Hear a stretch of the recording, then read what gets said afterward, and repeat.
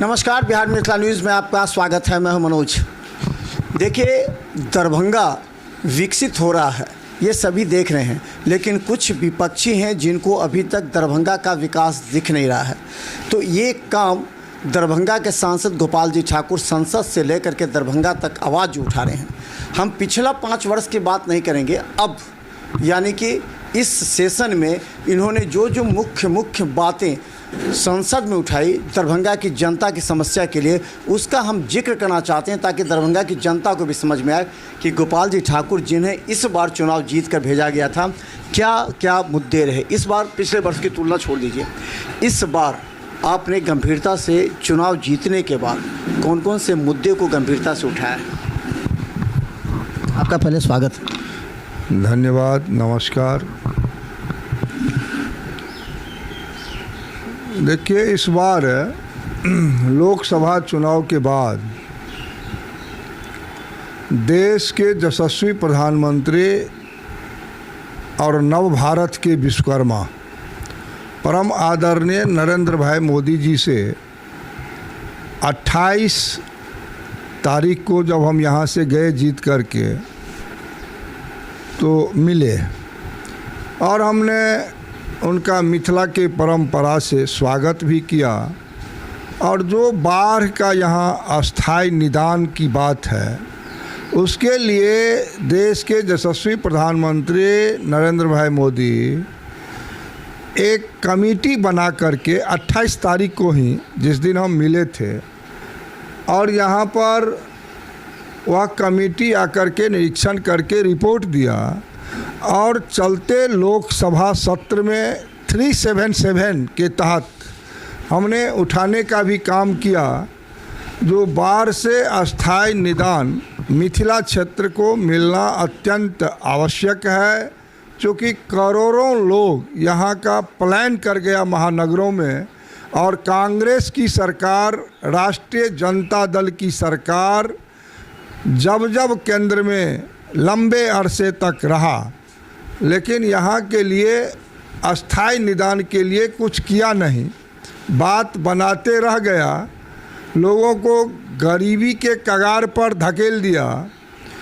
तो निश्चित रूप से जब पिछले दफ़े हम गए थे तो माननीय प्रधानमंत्री जी से 6 सांसद मिल कर के विषय को रखा, और इस बार जब गए तब तो उस पर 377 के तहत जो हम उठाया, तो आज बाढ़ से अस्थाई निदान है तो भारत की सरकार, मोदी जी की सरकार 11,500 करोड़ बाढ़ के निदान के लिए देने का काम किया।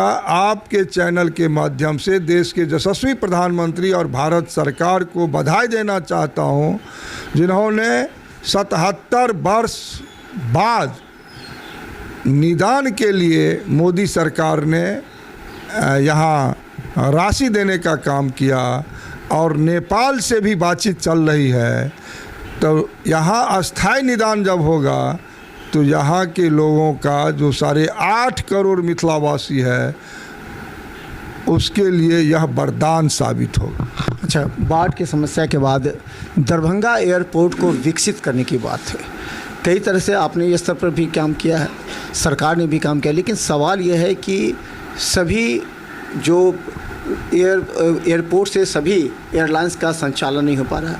जो उसका शुल्क है वो लगातार उड़ान स्कीम के तहत जो होना चाहिए था वो नहीं हो रहा है। लोग दरभंगा, आपने कहा था कि लाखों लोग जा रहे हैं, आपने भी देखा था, जा भी रहे थे, राजस्व दरभंगा का ज़्यादा था। अब ये पटना क्यों शिफ्ट कर रहा है? यहाँ उड़ान स्कीम में क्या खामी है, इसके लिए क्या आप बात करेंगे?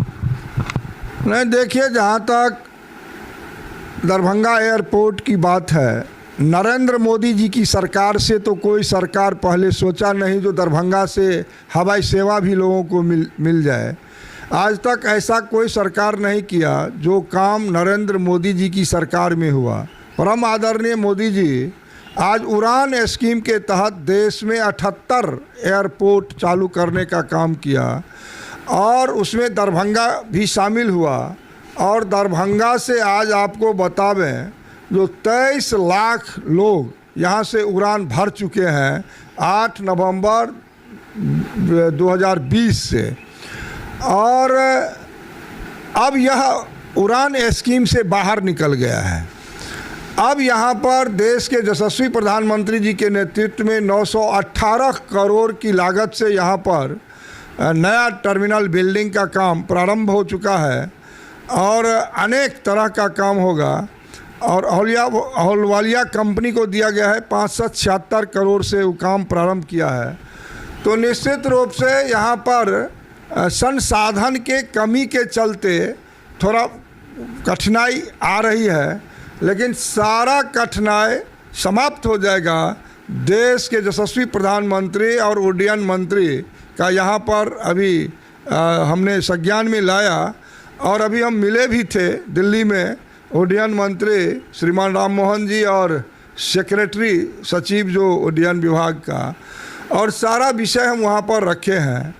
और यहाँ पर बहुत सारा डेवलपमेंट का काम भी हुआ। यहाँ तो छोटा टर्मिनल बिल्डिंग, जब हमने 19 में सांसद बना और काम प्रारंभ करवाया तो एक छोटा बिल्डिंग था। बगल में 2.4 एकड़ पर 34 करोड़ की लागत से एक और नया टर्मिनल बिल्डिंग का निर्माण हमने करवाया। यहाँ एक एप्रन था, 2 जहाज़ ठहरने की व्यवस्था थी, उसमें हम 2 और ठहरवाने का व्यवस्था करवाया। यहाँ मुजफ्फरपुर के लीची के लिए एक छोटा कार्गो भी हम बनवाने का काम किया और मुजफ्फरपुर का लीची देश के हर महानगर में हमने पहुंचाने का काम किया।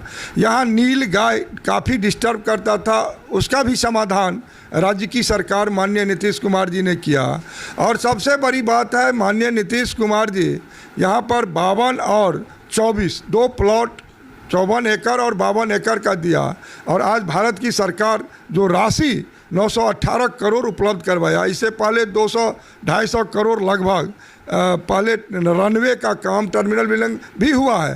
तो कुल मिला करके यहाँ जो अब काम चल रहा है एयरपोर्ट पर, आने वाला समय में यह एयरपोर्ट अंतर्राष्ट्रीय हवाई अड्डा के स्वरूप में बनेगा और इस पर हम लोगों का निगाह भी है। पिछले दिनों सलाहकार समिति का बैठक भी हमने किया है, बहुत सारे विषय उसमें हम लोगों ने प्रस्ताव पारित करके दिया भी है। तो निश्चित रूप से यहाँ पर हम चाह रहे हैं जो SPICEJET का जो 3 साल का एग्रीमेंट था वो पूरा हो गया है। अब नया यहाँ पर एजेंसी आए और आकाशा अप्लाई भी किया है, तो सारे महानगर को सुव्यवस्थित कुछ समय ज़रूर लगेगा, लेकिन हो जाएगा। देखते रहिए बिहार मिथिला न्यूज़। यूट्यूब में भी सब्सक्राइब कीजिए। GTPL सिटी केबल चैनल पर 24 घंटे मौजूद हैं हम। धन्यवाद।